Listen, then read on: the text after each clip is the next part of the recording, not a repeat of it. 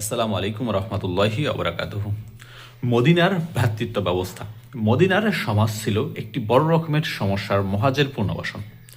লোকেরা একের পর এক ঘরবাড়ি ছেলে যখন চলে আসছিল, মাত্র কয়েক হাজার অধিবাসী সম্মিলিত ওই মাঝারি পর্যায়ে যে জনপদটি ছিল সেটি তাদের ঠাঁই দেওয়ার প্রয়োজন হয়ে পড়েছিল।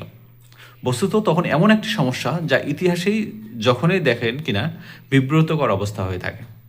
মদিনার সমাজ ও তার রাষ্ট্রপ্রধানের যেরূপ দক্ষতা, বিচক্ষণতা ও বুদ্ধিমত্তার সাথে এই সমস্যার সমাধান করেছিল, পৃথিবীর ইতিহাসে এর কোনো নজির অতুলনীয়।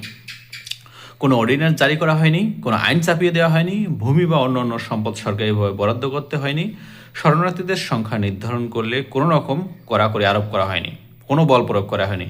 কেবল একটি নৈতিক আবেদন দ্বারা এত জটিল একটি সমস্যার সমাধান হয়েছিল, সেটা মাত্র কয়েকদিনে করে ফেলা হয়। বিশ্বনবী হজরত মোহাম্মদ সাল্লাল্লাহু সাল্লাম তার আকিদা, বিশ্বাস, আদর্শ লক্ষ্যের ভিত্তিতে সত্যিকার অর্থে একটি নতুন ভ্রাতৃত্ব প্রতিষ্ঠা করা এবং সেটি দেখিয়ে দেয়, এবং একজন আনসারীর সাথে একজন মহাজেরের ভ্রাতৃত্বমূলক সুসম্পর্ক যেটি গড়ে তোলা সেটি তিনি দেখিয়ে গিয়েছেন।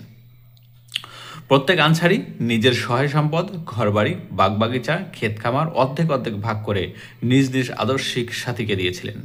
কেউ কেউ হয়তো নিজের একাধিক স্ত্রীর মধ্যে থেকে একজনকে তালাক দিয়ে তার দিনী ভাইয়ের সাথে বিয়ে দিতে পর্যন্ত প্রস্তুত হয়ে গেছিলেন।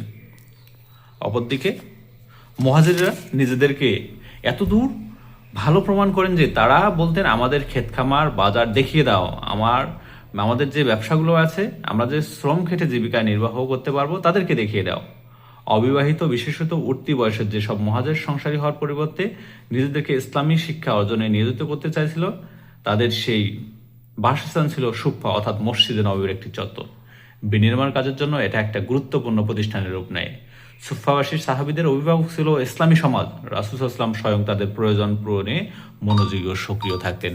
সুপ্রিয় প্রাণপ্রিয় বন্ধুরা, ভ্রাতৃত্ব ব্যবস্থা এমন একটি ব্যবস্থা যেখানে মুসলমানদের জন্য শিক্ষা অনেক প্রয়োজন। আসুন আমরা এই ভ্রাতৃত্ব ব্যবস্থা, আনসার এবং মুহাজিরদের যে বিষয়টি আপনাদের সামনে বললাম, সেটা অত্যন্ত গুরুত্বপূর্ণ। আসুন আমরা ভ্রাতৃত্বের বন্ধনে চলে যাই, ইসলামটাকে মানি, এবং এই ইসলামটাকে মানার পর আল্লাহ যেন আমাদেরকে জান্নাত দান করেন। আসসালামু আলাইকুম রহমতুল্লাহ।